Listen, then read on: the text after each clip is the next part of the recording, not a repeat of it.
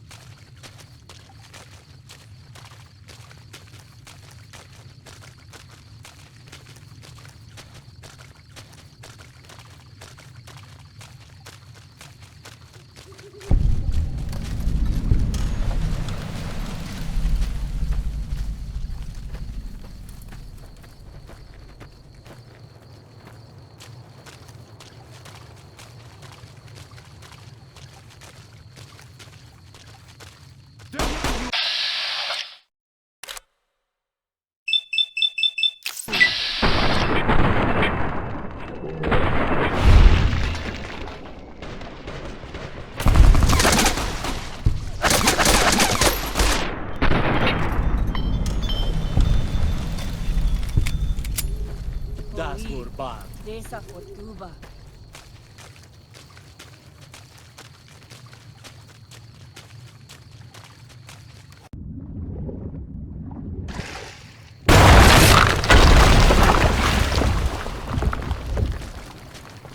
This is taking too long. We can't...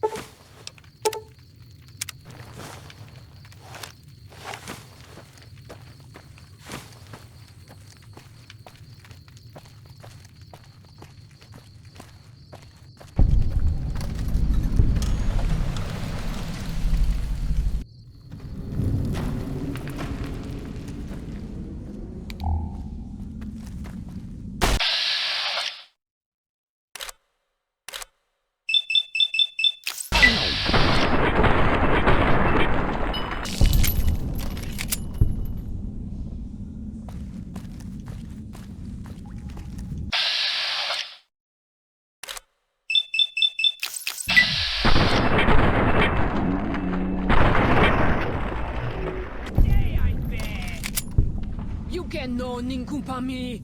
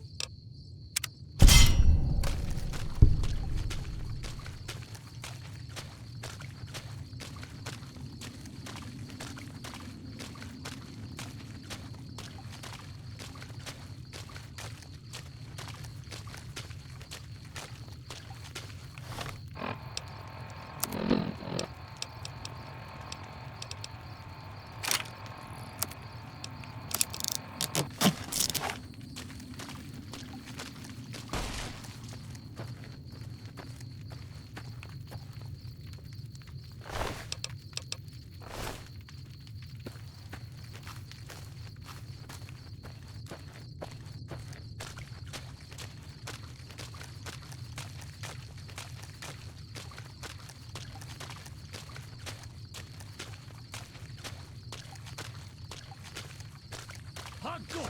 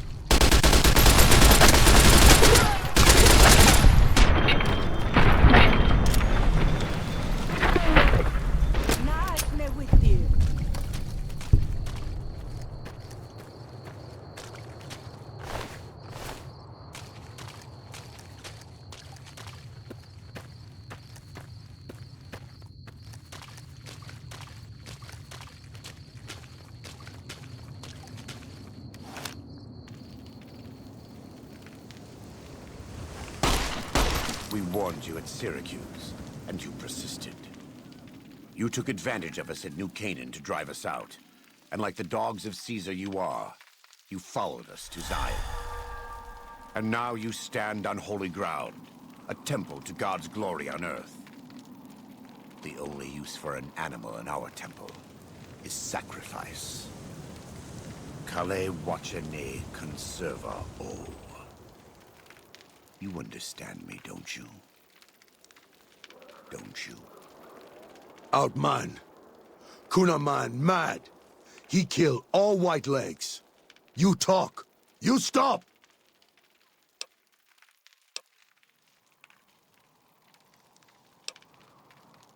Him hear you.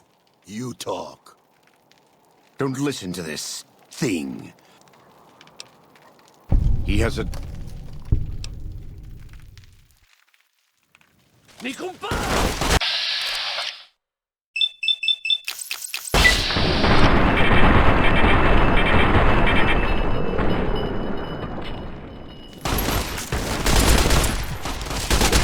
Anda ya wiki.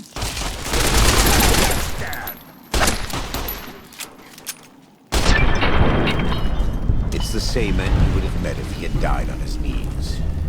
I suppose this was for the sake of the dead horses and sorrows. Still, thanks to your help and the grace of God. Let's go.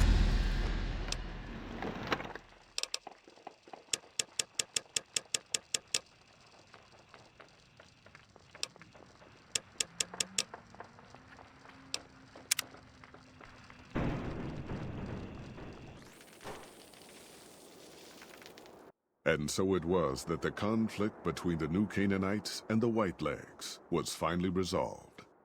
The courier's involvement had tipped the scale, shifting the fragile balance of power.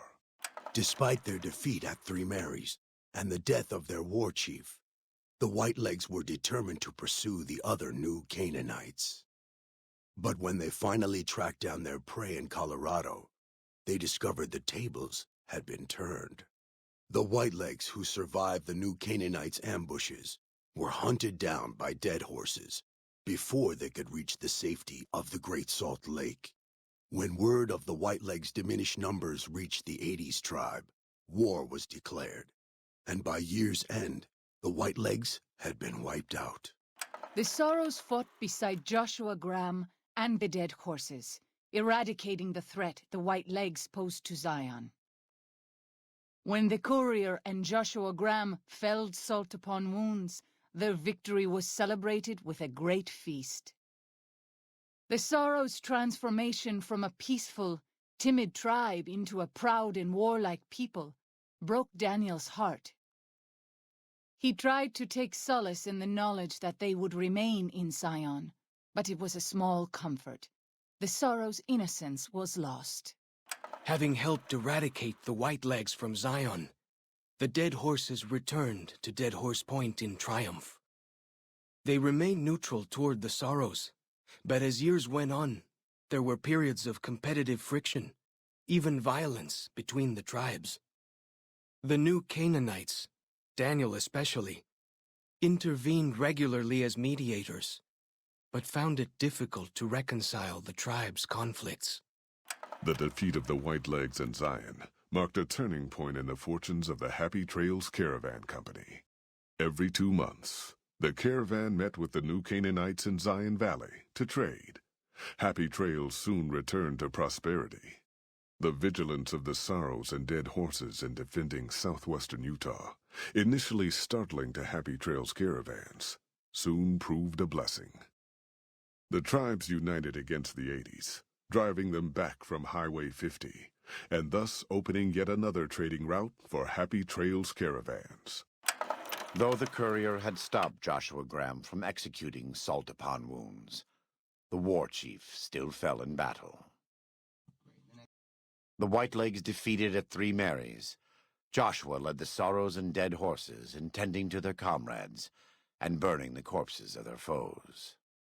He continued to advocate militant opposition to the enemies of New Canaan, and showed little quarter to those he fought. And yet he was changed. He no longer reveled in the brutality and cruelty, for which he had been known in his former life.